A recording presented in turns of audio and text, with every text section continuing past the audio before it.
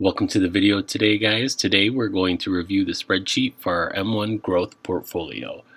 We created this account earlier this year so that we could take the $25 wellness credit we get from our employer and put it to good use. So I decided I would take and buy a few stocks that I probably wouldn't buy because I kind of got interested in dividend investing.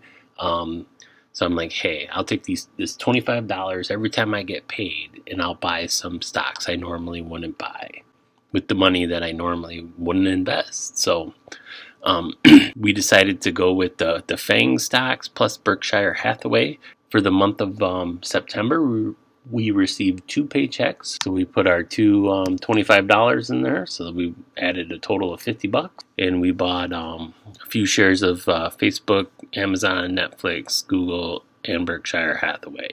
It's not very much, but what's impressive is the fact that just by putting a mere $625 of my own money in there, plus $10 for a referral bonus, that little bit of money's made almost $100 so far. The investments have gone up almost $100 in value, which is a 14% return on my money. So it's very neat to see this actually grow. I mean, at some points it did go down and stuff, but it's been very encouraging to show that to show myself that just a little bit of money with consistent investing can possibly create you some extra money. So it pays to invest even if it's a small amount of money.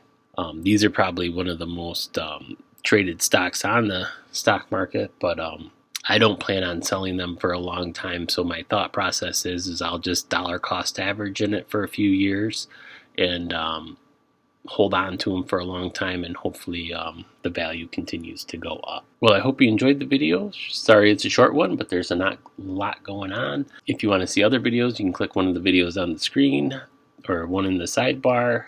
Thanks for watching.